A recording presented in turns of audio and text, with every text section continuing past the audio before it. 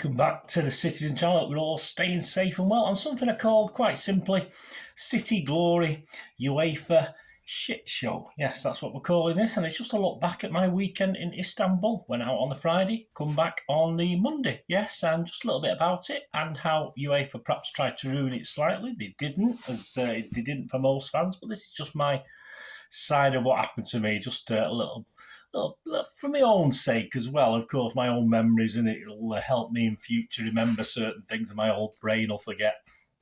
Of course, many fans will have their own stories, their own horror stories. I know Ginger Wig lost his passport dipped, didn't he? There's lots of little stories about that. There's someone who did get attacked and get robbed, etc. These things will always happen in any capital city, anywhere in the world, of course. But this is no reflection of how others perceived or what happened to them on the day. Some probably didn't have any problems whatsoever. It went very smoothly with UEFA, etc., etc. But yeah, for me, it was only slightly let down by a UEFA organisation, mainly post-match rather than pre-match. But we'll talk about that. I'll talk about this anyway. I'm going to go run through it. And I feel UEFA, perhaps the Turkish authorities to some extent, and even City, a tiny little bit of blame. I certainly no blame laid at the Turkish people, who I found friendly. All right, might be willing to make a fast buck, but hey, why not? You can blame them. Anyway, I'll take you through my little personal experience. I'd love to hear yours. Let me know how you got on, etc., etc. And even Milan fans, I'm quite interested to see how it was up the other, because they were the north end of the ground and we were the south end, of course. Please, if you are new to the channel, push that subscribe button, push the bell notifications. There's lots of stuff on the UEFA Cup coming up over the next 4 or 5 weeks.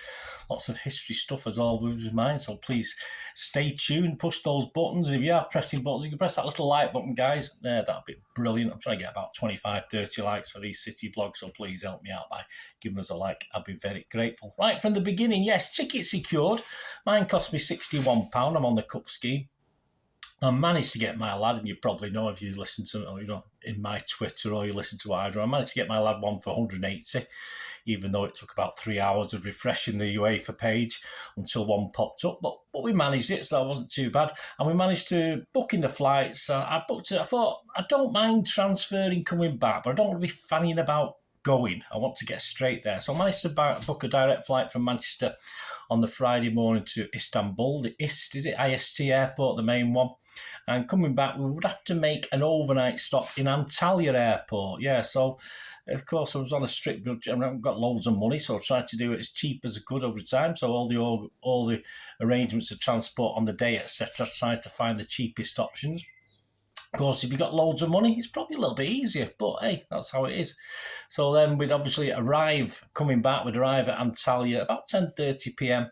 and then fly out at 9:20 a.m. to Manchester the following morning. So we were willing to put up with some uncomfortableness at Antalya airport, as of course I wasn't going to book a hotel for the sake of 7 or 8 hours, 6, 7 hours by the time we got there, having to come back to check in, etc. So I thought we'd rough it that night in the happy memories of winning the Champions League. Of course, we didn't know whether we would have those happy memories at the time.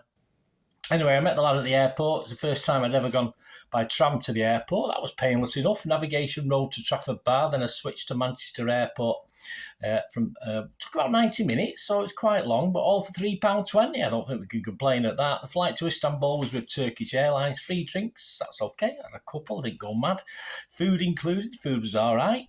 Telly's on the back seat, so you could play a few little games. You could watch something, you watch a film if you wanted. You got free AirPods.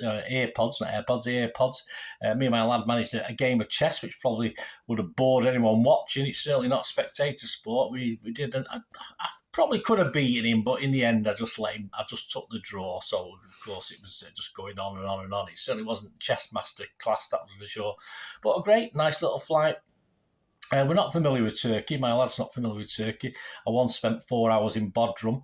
I went on a boat over from Kos one day, but that's my only links with Turkey, so it's not a country I'm familiar with. So I tried to organise as much as I could before I went, as far as transport and transfers, etc. So we did arrange a transfer from the airport, Istanbul airport, to the hotel. We were staying for 2 nights. through a company called World Transfer. You may use them yourself. They're quite popular. I've used them before. This was perhaps a little bit more chaotic than I have in other countries. We got to the meeting point. We were told to wait and ended up with about a group of about 20 of us, all different people. I thought, well, they're not stickers on a bus, are they? But no, they just took us to the multi-storey car park, passed us on to another guy who obviously they're all running around with phones looking at things.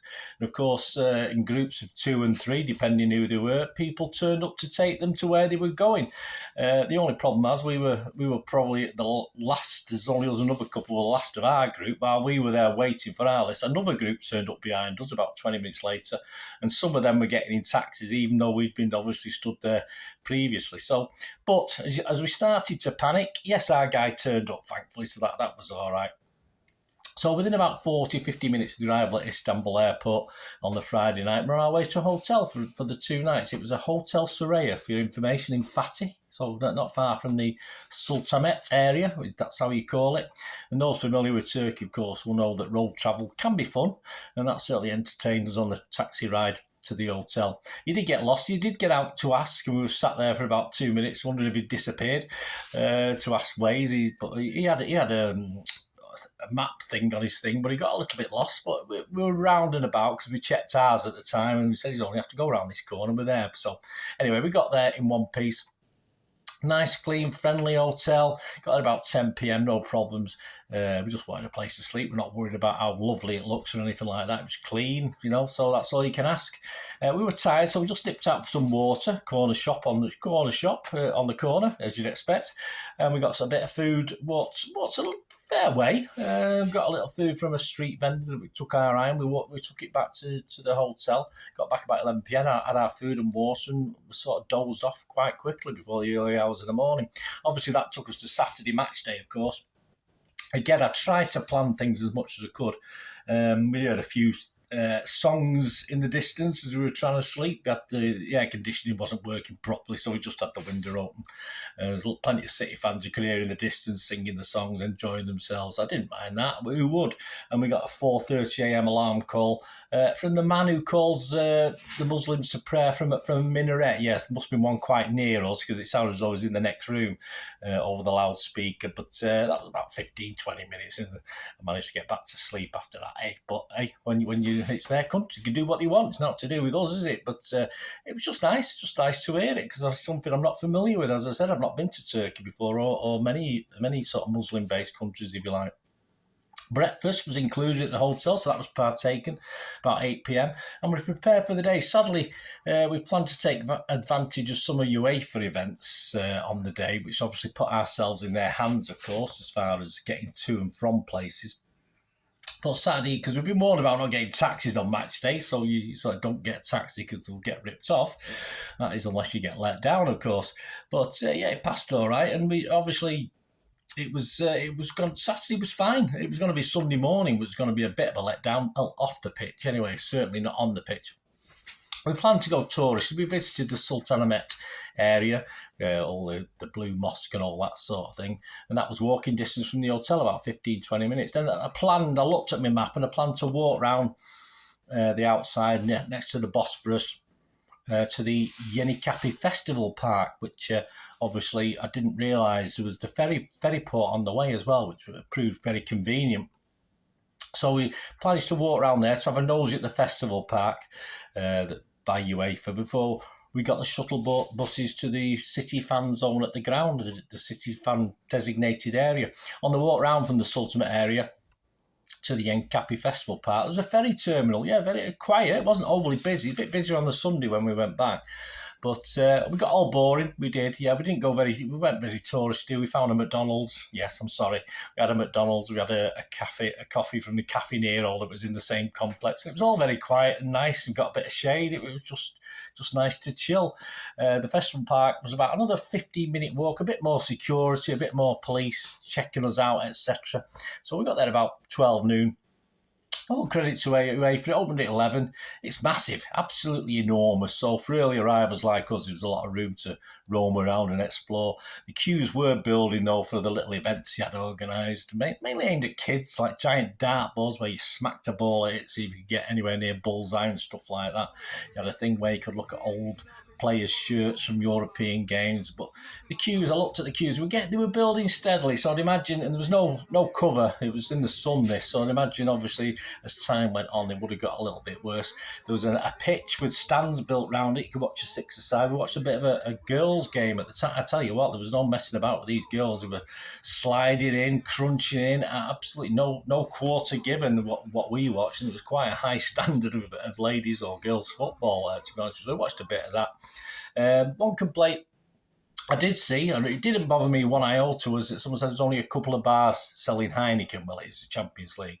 But, of course, with a long day ahead, we'd planned to have a drink at the City fan zone at the ground, but not particularly here. So that didn't worry us anyway. But it wasn't overly busy while we were there. Plenty of City fans in there, of course. And it was a mixed area. There was lots of different fans of different clubs at the festival park anyway. It wasn't just City and Milan fans. There was other fans from loads of clubs. The shuttle bus was due to start transporting from 1 p.m. So again, as we took the advice, get there early for things. That's what we did. We joined a small queue of Blues from about 1:30 p.m. and got a seat, and it worked out all pretty well. It was pretty packed. We got a seat. Obviously, a lot of people standing.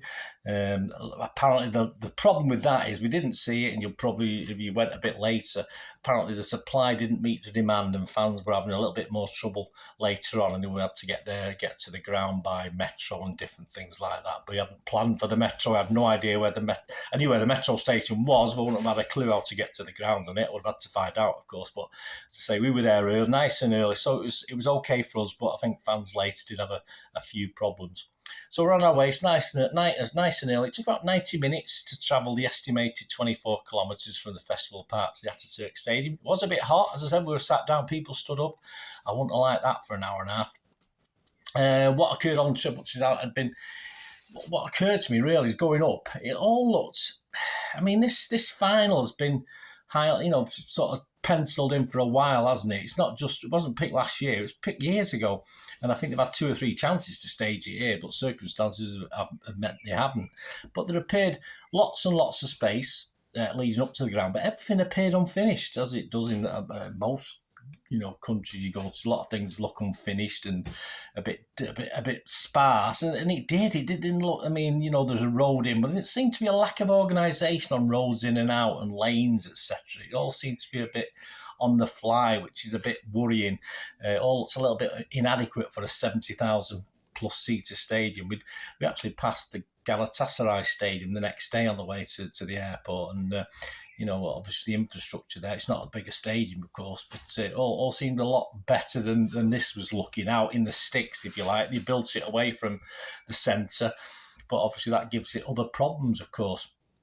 So, of course, we know it's all to do with money, why these countries get these things, but this organisation at this time to us still, I thought, okay, it's no problem. We got in, was the coach parked up, and I wasn't thinking too much about the trip home at that time. I was thinking about winning this old Big Ears trophy. And, of course, I had to assume that this shuttle service that seemed to be working okay at that early stage was going to be as adequate as this going back. Yeah, probably. So I tried to put it to the back of my mind anyway. We had a cup to win, didn't we? The fan power was excellent. No problems there. Someone give us a bit of sunscreen. I'm not sure if they were walking around with it. We got a little bit. We had one of sort of 2 more beers, and we perhaps should have had the €7 for it. And all they were doing was pouring out cans. We just had cans of Heineken, but there's plenty of staff. You didn't have to wait. You literally went up, give them a tip. They were happy, smiley. And we found a little space with a couple of bins in one of the beer. Obviously, all the tables tended to be taken, or people spreading themselves out. Some other people couldn't sit on them, as people do, whether we're British or anything else. But that's to be expected. But as I say, we managed to find a couple of bins that were under shade, so we sort of more or less stood probably about 4 hours or so, and had a few beers. Admit we didn't try to go too mad, but it's quite hard when obviously you just stood there not to drink, isn't it, and keep fluids into you. We didn't get any food, but there was queues for that as well. So lots of enormous queues for that. And obviously that was going to get worse as the day progressed. There was entertainment on the stage. Danny was there. There was obviously City songs being sung, etc., etc. And of course, the people, I say all the people, the staff, some of the staff were joining in with songs, the City songs, etc., and really enjoying it. And I have no complaints. I thought the fan part was excellently put together. As I said, a lot of people were stood around queuing up in the sun, no protection. But if you've got 15, 20,000 people in somewhere, it's difficult to keep them all safe and secure and under cover. It's just impossible. We decided against queuing up for a photo to be taken with the FA Cup and the Premier League trophy. Well, a version of them was there anyway. I mean, why? I've done that. I've been there, done that one. I just wanted to wait for old big ears before I get my picture taken with all three. I want it with all three, not the two of them. So there's plenty of people queuing up for that, though. The toilet porter cabin seemed adequate. Again, we didn't see them late on. They weren't very lemony fresh early on when we were with them, of course. I got a little bit of emotional. It might have been the Heineken did this. I don't know. Or the €7 a can. I'm not too sure, but I got a bit emotional about winning the cup, which thankfully after the game I wasn't as bad. I was emotional, but not quite as tearful, if you like. So I was chatting away and got a bit filled up. I got filled up. It's a bit emotional with it all, this thing. So it sort of got to me. At that stage. The stadium itself, only, there was a little area, we were next to it, where you just walk through up to the stadium. You could see it over the hill, about 10 minutes walk, that's all, maximum. And they started letting people through about 6 p.m. for that.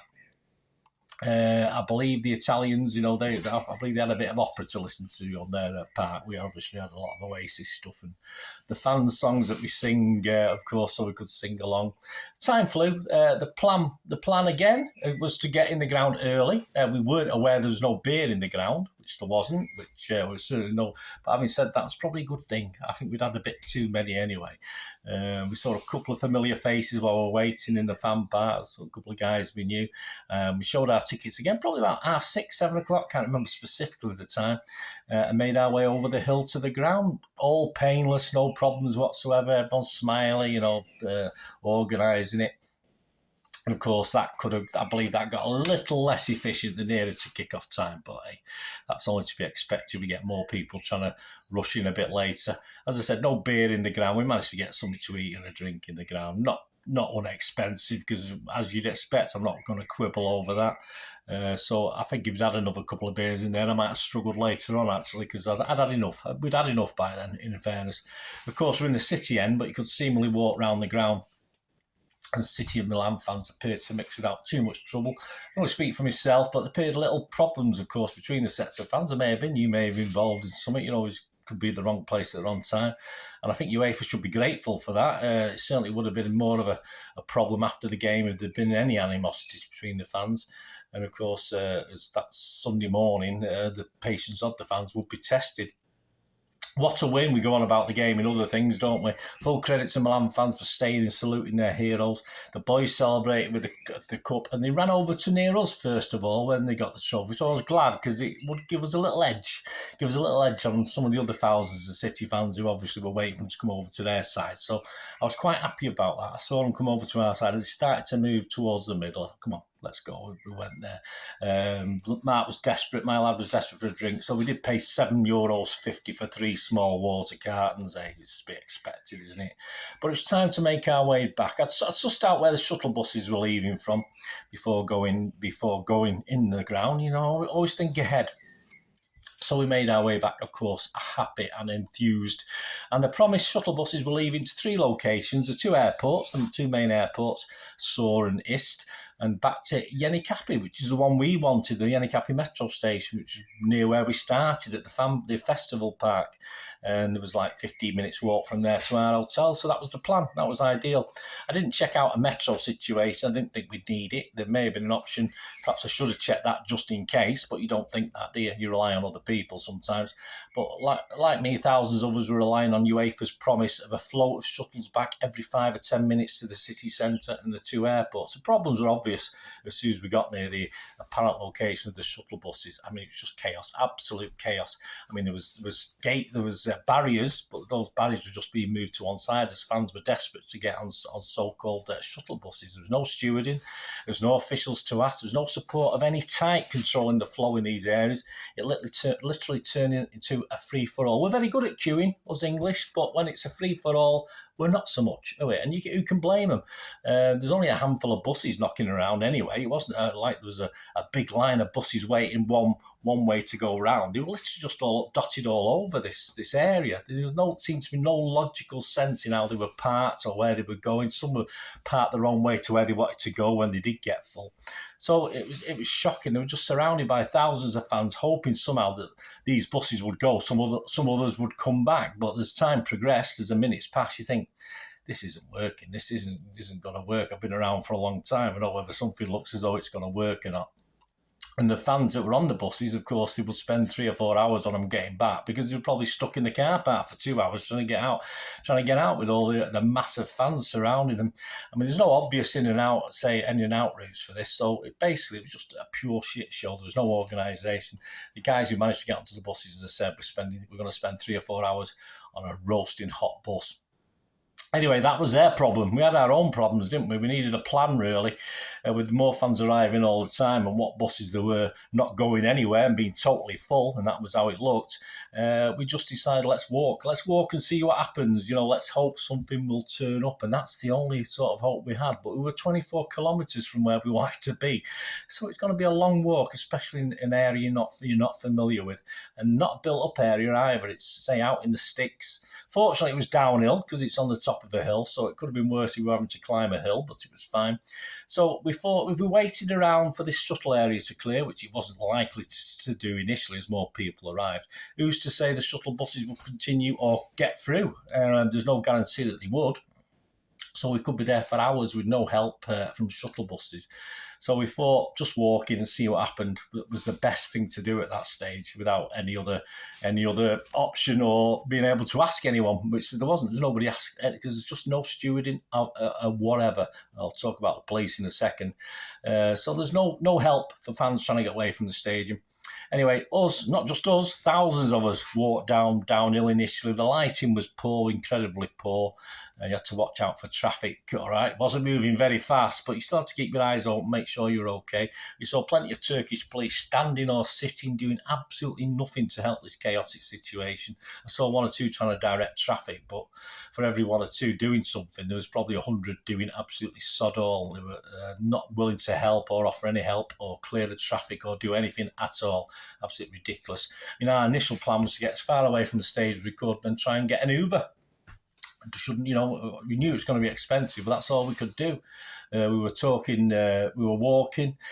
We didn't feel overly safe as the fans began to thin out a little bit. You felt even less safe. We were carrying our passports. I had a bank card on me. We had 550 Turkish lira between us. We were told not to carry too much cash around. I've been in stronger, safer positions in my life, I must admit.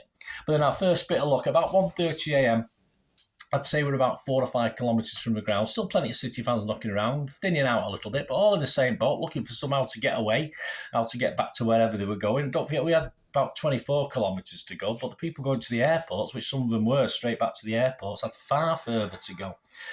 We bumped into a couple of lads, and that was where our luck turned a little bit. A lad called Callum and a lad called Dan. The mates had got a lift, but they'd been left. There's room for 8 for them, but they were the odd 2 out in 10 people, so they were stuck like us, walking, trying to find a way back to the city centre. They wanted to get back to a similar place we did. And like us, they planned to check an Uber willing to make the trip. And of course, we knew it was going to cost us a bit more by then. Why wouldn't they? Why wouldn't they take advantage? I'm not going to blame them for that. But they did find a bloke. They did found one. Obviously, we hadn't looked at ours. We said, we've got one here. So he found one of the lads had found a bloke who messaged to say that as well as the charge, which was about 700 lira, something like that, he would come and pick us up as long as we paid him an extra 1,500 Turkish lira in cash as and when he picked us up to get us back to where we wanted to go, which is all fair. As I said, I'm not going to hold that against him at all. And Callum and Dan, we only had 550 lira. Callum and Dan were very generous. We told them we only had that. They said, well, that's okay, give us that. We'll cover the rest. Absolutely fantastic legends. And this, for the first time since leaving the ground, I felt a lot safer. With these 2 lads and me and my lad, I just felt a little bit safer. I felt it's all going to be okay. It was all going to be fine. And I can't thank these 2 lads enough.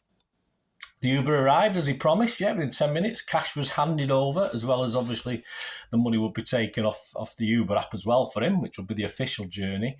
We're in the middle of nowhere, but true to his word, he got us back to Yenikapi, and I suppose that 1,500 extra, which is only about 50 quid, as I say, of which, as I said, the lads paid the majority of it. We just didn't have enough in cash on us for a safe return. I think a lot more would have paid a lot more than that, and I think a lot more paid a lot more than that to try and get back to safety.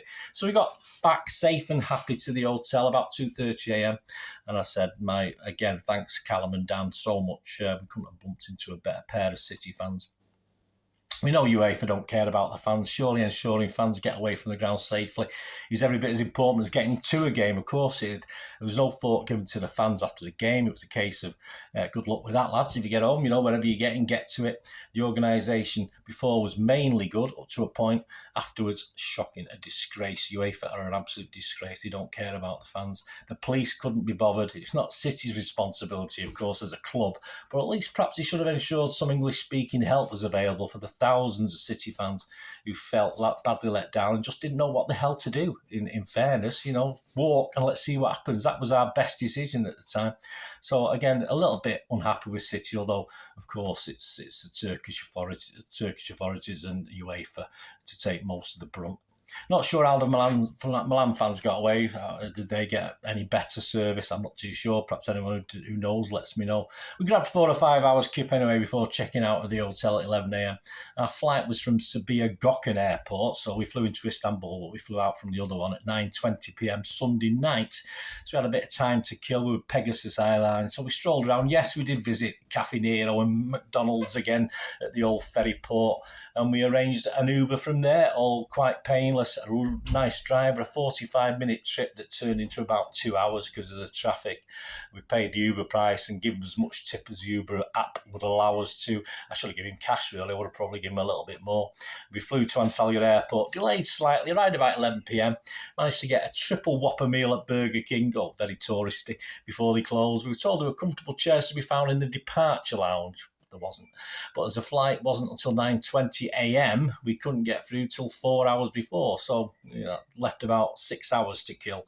For the flight home with Pegasus was more or less on time. Fortunately, we went back to the domestic arrivals. So most of that time, I think we were arriving up to about 3 a.m. We enjoyed ourselves people watching at the domestic arrivals. So, we got on with Pegasus. There was a thorough search at the gate. There's a bit of confusion with the gates. Then we finally got to the gate, and my lad looked on smiling as I was spot checked. I was spot checked for a more thorough search. And the security guard got a little bit too close to my bits for my own comfort when patting me down, but he could have bought me a drink first, of course. But things run fairly smoothly overall. And that hiccup after the game in UEFA was soon forgotten. About 30 minutes late, getting back to Manchester, my lad got the train back to Manchester. I jumped on the tram after a couple of City fans shouting me back because I left the ticket in the little canal underneath. I paid it and left the tickets in there, so thanks for them for doing that. I didn't plan on going to the parade anyway. I'd seen us pick up all 3 trophies live, so I was absolutely shattered. So why worry? I'm glad I didn't, with the weather, etc. But I hope the guys who went had a great time. The tram unfortunately made an unexpected stop between Furswood and Trafford Bar as the points had stuck, so we were stuck on a sweltering tram for 20 minutes as he sorted the points out. Finally, it got going again. We're okay. The UEFA did come in handy because I just used the big programme there on the wall to fan myself while I was on the tram. So at least it come in useful for that. We got home about 3 p.m. Tired, hot, but at least despite their best efforts, UEFA hadn't ruined a momentous weekend. Of course he hadn't. It was far more important than that. A great weekend in Istanbul. The Turkish people I came across and were wonderful. Even the guy who took the extra 1,500 lira, because that was nothing really, was it? And he's got to make a buck when he can, so I'm not even going to worry about that. And the Milan fans as well, I think, need extra thanks for making it even better. I think the City and Milan fans generally got on very, very well. So there you go, guys. That's my little adventures. Nearly half an hour. Hope you stuck with me and listened to my garbage and talk, but it's good for me, for my memories, and hopefully let me know what yours were. Let me know how you got on. Let me know your adventures, how you got on. Did you feel a bit unsafe at times? As I'm getting a bit older now, perhaps I need a little bit more comfort. I shouldn't be doing things on a budget, but that's how life is, isn't it? But Let me know how you got on, and thanks for listening to me. Until we meet again, I'm ever going to ask one thing. All I can ask is stay safe, Blues, and come on, the treble winning Blues, eh? Come on, guys. Thanks for watching, guys. See you soon.